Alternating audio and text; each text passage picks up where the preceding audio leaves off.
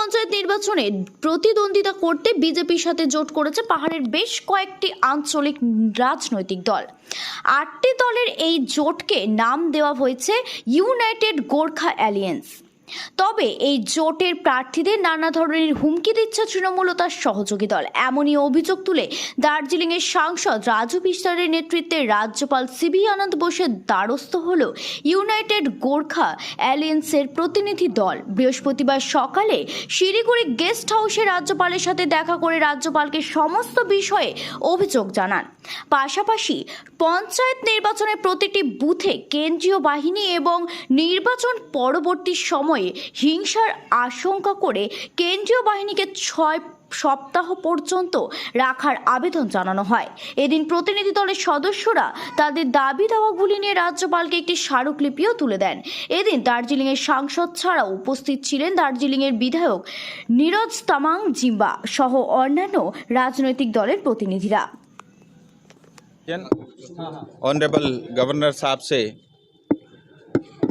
हम सब का मिलना हुआ, जिसमें दार्जिलिंग कालिम्पोंग हिल्स के गोरखा एलायंस के करीब 8 पार्टियों के प्रतिनिधि उनके साथ बैठना हुआ।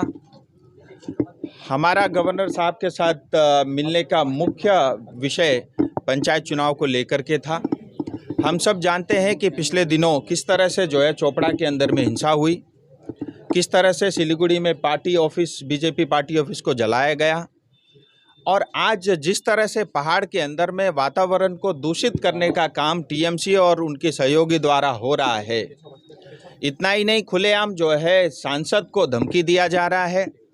हमारे जो अलायंस पार्टी के जो कैंडिडेट है उनको धमकाया जा रहा है, उनको पैसे का लालच दिया जा रहा है, जो पैसा भ्रष्टाचार से उनके पास है, और नॉमिनेशन जो है वापस करने के लिए जिस तरह की जो है प्रेशर उनके ऊपर बनाया, और आज जो है जिस तरह से खुलेआम पब्लिक को धमकाया जा रहा है कि अगर आप वोट देने जाओगे तो सड़क का पैसा आपको देना पड़ेगा, अगर आप वोट देने जाओगे इसका खामियाजा आपको चुकाना पड़ेगा। इसका मतलब अब पश्चिम बंगाल में लोकतंत्र बचा ही नहीं है, यानी जनता घर से निकल करके वोट कर नहीं सकती, ऐसी स्थिति टीएमसी ने बनाई है। इन सब विषयों के ऊपर में बहुत देर तक उनके साथ चर्चा हुई, और हमने एक प्रमुख मांग जो है गवर्नर साहब के साथ रखी है कि इस पंचायत चुनाव के अंदर में सभी बूथों में सेंट्रल फोर्स डेवलपमेंट होना चाहिए। और उसके अलावा जो एक और विषय जो सबसे महत्वपूर्ण विषय था, हमने उनसे ये निवेदन किया है कि जो सेंट्रल फोर्स डेवलपमेंट होगा वो चुनाव होने के 6 सप्ताह तक वहीं पे रहे, क्योंकि जो हिंसा होती है 2021 में भी हमने देखा, चुनाव होने के बाद जहाँ जहाँ टीएमसी हारती है वहाँ जो है ज़्यादा वायलेंस होता है। और इस बार पहाड़ में टीएमसी और उनके अलायंस उनका पूरी तरह खात्मा और साफ होना तय है। तो हमें ये एक डर और भय है। हम जनता को सुरक्षित वातावरण और सुरक्षा देना चाहते हैं।